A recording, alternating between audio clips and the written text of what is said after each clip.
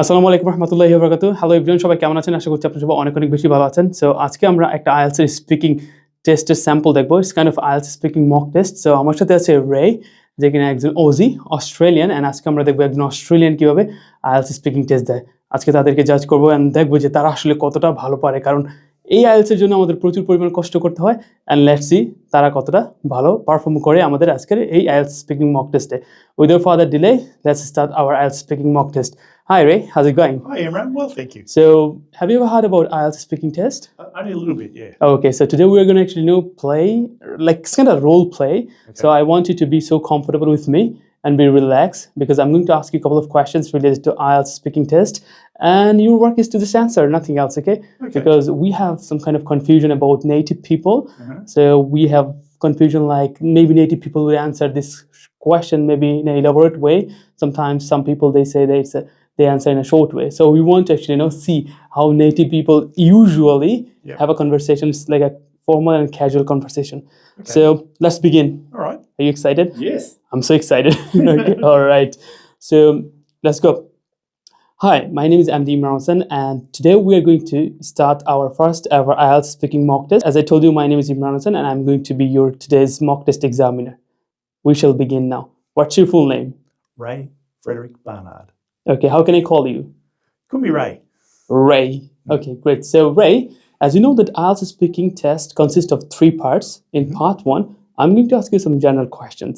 Okay. In part 2, there will be a cue card, and based on the cue card, you would have to talk about around 2 minutes. And in part 3, there will be some part 3 discussions questions related to the cue card. Okay. So we shall begin with the part 1. Okay. What do you do for a living? I'm retired now. When I was working, for the last 3 years of my working life, I was a personal trainer. So I worked in a gymnasium at Windy Hill, not far from here, and I helped people get fit. All right, let's talk about social media. Do you use social media? I do, yeah. I probably spend too much time on social media. I spend a lot of time on Facebook, on Instagram, and I spend a lot of time on there. Yeah. All right, what social media do you frequently use? Yeah, Facebook mostly, and Instagram. They're probably the main things that I'm on. Why? Yeah. A lot of people, a lot of my friends that I worked with, old school friends, people from clubs that I've been involved with are on there, and they contact you from time to time and ask, can we be friends on Facebook, for instance, or on Insta? And I usually say yes. And over a period of time, I suppose I've been on it for about 10 years, you build up a large community, and it's a good way to communicate with people, find out when their birthdays are, activities that are involved with holidays, that sort of thing. So I guess it gets you in a community, and it's always updating. You always find out what your friends are up to. That's probably the main reason I'm on there. All right, interesting. So I want to know, how has social media changed the way of communication? Oh, it's been enormous for me. I very rarely speak on the phone, very rarely speak on the phone. Most of my friends I can communicate with via social media. I also get a lot of my news from social media, again from Facebook or Instagram. A lot of the sites that I visit online through social media. I very rarely buy a newspaper. There was a time that I'd buy at least a Saturday paper every week, like religiously would buy it, wouldn't miss it. And I usually read the daily papers every day. All right. I haven't read a paper for years. Right. So what are the advantages and disadvantages of using social media? The advantages are that you find out about things very quickly. If something happens in your social group or in an interest group that you're interested in, you find out about it that day very quickly, and there's no sort of there's no media that's managing that or curating that. You just find it out directly. One of the disadvantages is that if I wake up in the night, if I don't go back to sleep straight away, the chances are I might pick up my phone and check and find and look for updates. Okay. That is a disadvantage. Yeah. All right, interesting. Let's talk about sports. Yep. Do you play sports? I I'm not actively involved with sports. I like to run. Mhm. I don't know if you consider that a sport. So I'm a member of a running club, and I do that, and I like to go to the gym. And they're the main things that I do. I've tried walking football, Mhm. which is fun. That's good, but I'm not an active participant. All right. So, Yeah. what is your favorite sport? My favourite sport to watch is probably cricket Okay. or Australian rules football. I love watching. They're probably, if I'm going to watch Mhm. sports, they're probably the main ones that I would watch. Yeah. Did you play sports when you were a child? Yeah, I did. Yeah. I was actually football mad when I was growing up. I thought of football all the time. I wanted to play football all the time. My heroes were all football players, and I did play as an adult as well. I played for a team for a while, probably up until I was about 30. All right. And cricket was a big thing for me as well. And a lot of my friends during my 20s were through my cricket club. Mhm. So sport has been a pretty big part of my life.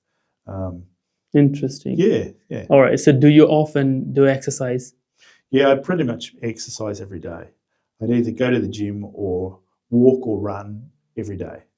Okay, so Ray, this is the end of your IELTS speaking part one. Uh-huh. Now I'm going to give you a cue card, and based on the cue card, you will have 1 minute time to take some notes.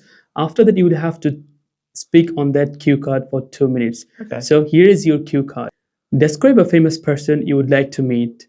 You should say who the person is, why you want to meet, and after meeting, what would you like to actually ask that person. So your 1 minute preparation time is start now. All right, you can speak. Okay. The person that I would like to meet who is famous is Robert Persick.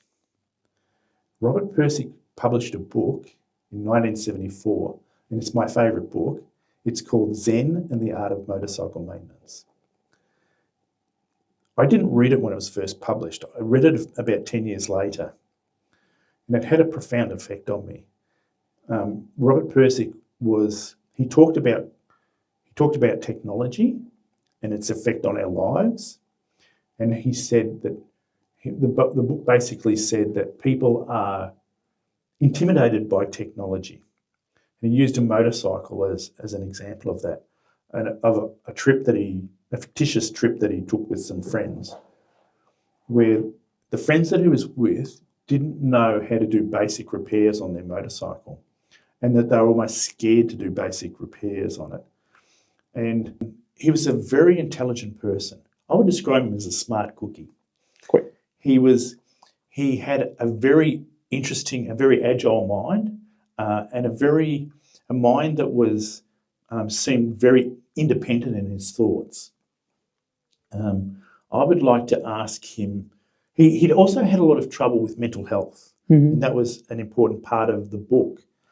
It dealt with mental health. It talked about technology, but it also dealt with mental health, well ahead of the times when it's much more common for people to talk about it now. In those days, it wasn't very common at all. So I would ask him things like how he expected people to respond to his book. I would ask him whether it was cathartic for him to be able to put these thoughts on paper and put it together. It's quite a large book. It's about 300 pages. Whether that was a good experience or a difficult experience for him. Whether it was a real a labour of love or something that was just hard work every day to try and do it. And I would hope that I would get an understanding. For me, I would hope that after speaking to him, that I would get an understanding of those aspects of my life that are challenges for me. Things that maybe in general life I shy away from. Maybe not intimidated by, but I shy away from or I avoid because they're awkward or they're uncomfortable for me. That's what I would hope to get from him after speaking to him. All right, Ray, this is the end of your IELTS speaking part 2. Now we shall begin the part 3. Now I would like to ask some questions related to person. So here's your first question. Why do many people want to be famous? That's a really good question. I don't think I've got a very good answer for that. I think when I was little, I did want to be famous. I think, and I don't know why that is. Now I don't think it's very important to be famous. I don't think it's, now I don't think, I think people, the most interesting people I've ever met have lived lives that are not in the spotlight, they're not famous. I think a lot of famous people, a lot of actors, a lot of people that are in the spotlight do it maybe to overcome aspects of themselves that they are not sure of or that they're uncertain of or worried. I really don't know why people do want to be famous. If it were me, like, do you know Elton John and Bernie Taupin? No. Elton John's a world famous rock and roll star. And he wrote songs with Bernie Taupin, who's very famous, but that name is very famous, but a lot of people wouldn't recognise him in the street. And if I was going to be famous, that's how I would like to be famous. I would like to have people know my name, but not know what I looked like or who I was, so I could go about my normal day, All right. having the benefits of fame, but not having the inconvenience of it. All right. So what do you think? How has social media has changed the way of people becoming famous? Yeah, I think we're a lot more aware of people that aren't rich. We're a lot more of people that aren't maybe even talented on the world stage, but they have a unique message, or they're able to communicate well, or they have something that people are interested in. I think in the old days, before social media was really as common as it is and as prevalent as it is, we only saw certain types of people. Now I think there's room through social media for people that are a bit more niche, a bit more idiosyncratic, so that you might be watching social media and something come up on your feed about someone who's really into fly fishing or skateboarding or cooking a certain style of food that you're not really interested in, but you engage with them. And they maybe wouldn't have got a chance to become noticed through the old legacy media, but now through social media that they are. And people find them engaging and interesting. That's my opinion anyway. So how important is it for children to have a role model in their life? I think it's really important. I think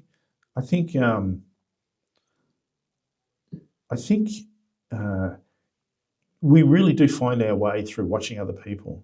I know growing up, I look back now, I'm still in contact with a lot of people that were role models for me when I was a child. And I think of them and I think, oh, they're a good person. They spent time with me, they were interested in me, and they were good people. And they were good-hearted people. They were honest and they were supportive. And I think that makes a huge difference.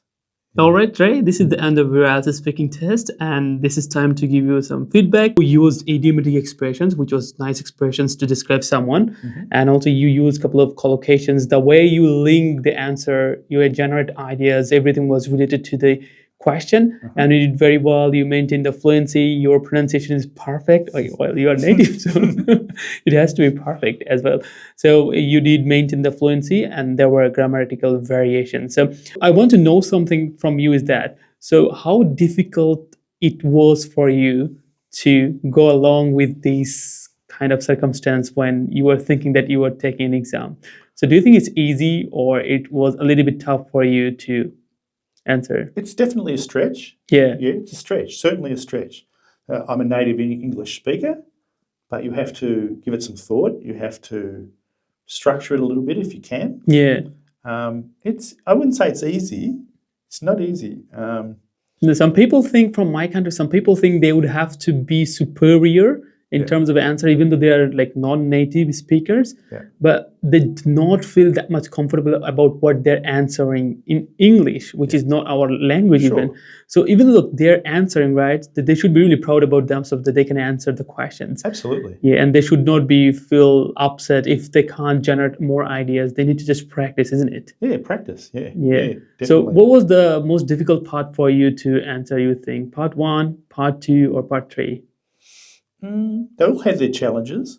I would think part 3, though, probably was the most challenging for me. Okay, so Yeah. part 3. So do you have any advices from my country's people to improve their speaking? Definitely practice. I think that's a key.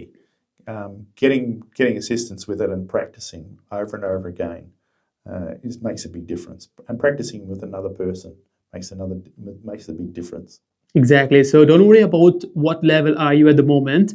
As long as you're practicing, your English will be improved. You will be a better speaker one day. So you just need to practice more and more. You'd have to work on a lot in different sort of topics, in different sort of cue cards in order to get the good bandit score in your next IELTS test. Even like Ray is the native, you saw that he was a little bit struggling to generate some ideas in part 2 and part 3, that Ray was agree with me about the part 3. So it's totally fine, even though you can't generate a lot of ideas according to the questions that may not be appear in your exam, which is unknown to you. So it's totally fine, but I would like to say be comfortable and be always smile, even though you are not quite sure what you're going to say, but smile.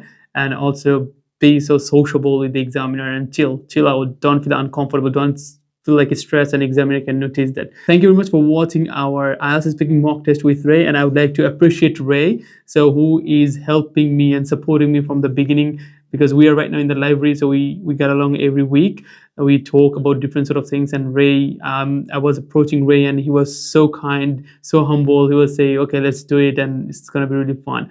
Thank you very much, Ray, for coming and telling our country's people how to speak and also how to be relaxed in their IELTS speaking test, Ray. My pleasure. And yeah, আপনারা তো দেখতেই পারলেন যে অস্ট্রেলিয়ানরা কিভাবে IELTS speaking এর test দেয়. Alright guys, it's time to call it a day, and if you guys like this video, save this video and share with your friends. See you in the next video. Till then, take care, bye bye. All right, Ray, that was good. How was it? Thanks, Imran. That was good.